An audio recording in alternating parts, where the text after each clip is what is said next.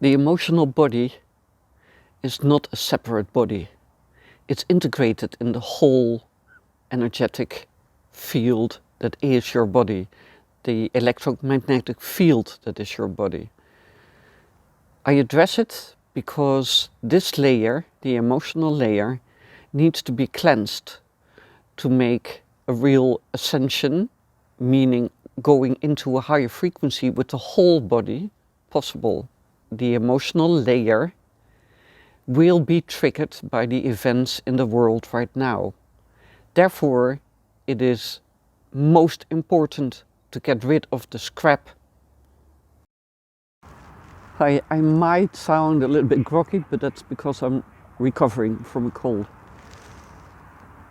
And I used to get a cold. It's normal, it's healthy even. But it's also a sign that my body warns me for the fact that I've been taking in too much negative vibes, too much stress, too much work, too much whatever.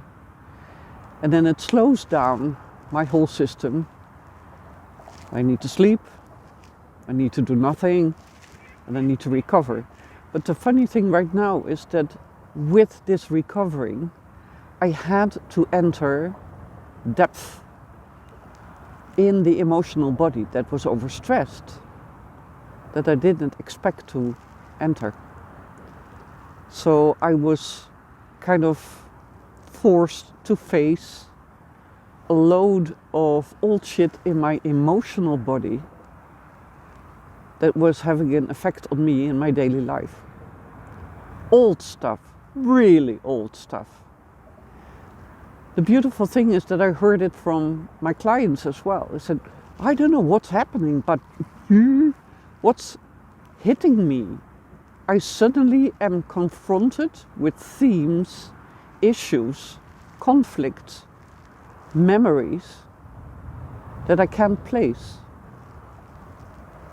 And that's exactly the thing that's happening right now, that our emotional bodies, the part of our energy field that is the storage place for memories as well, sensations, feelings that we can forget with our mind, but our emotional body doesn't. And those,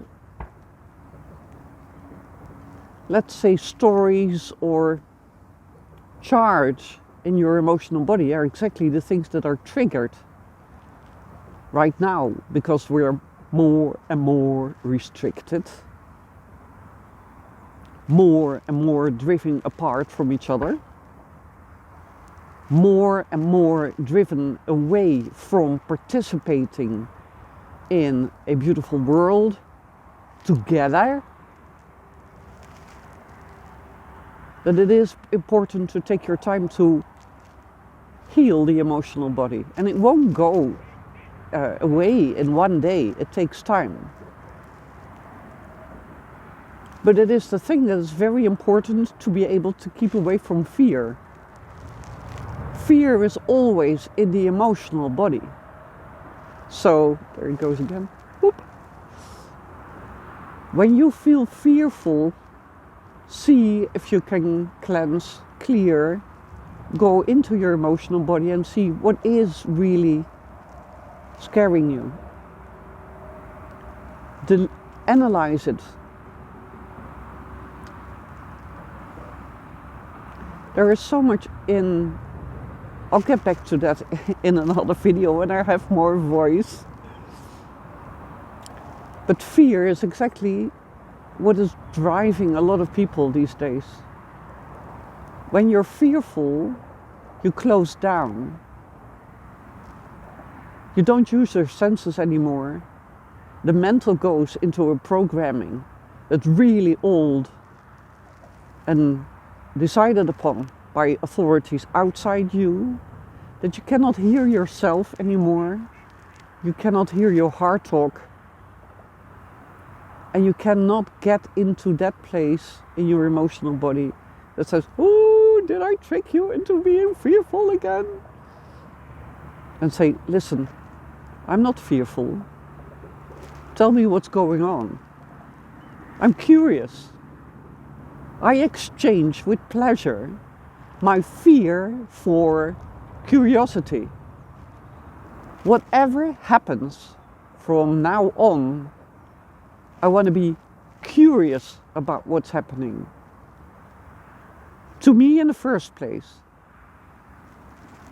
To the ones close to me, the second place, and then in the world. But when you know that there is no reason to be really fearful, for there's nothing to fear but an overload in your emotional body, which then causes illnesses and out of balances and nightmares, cold,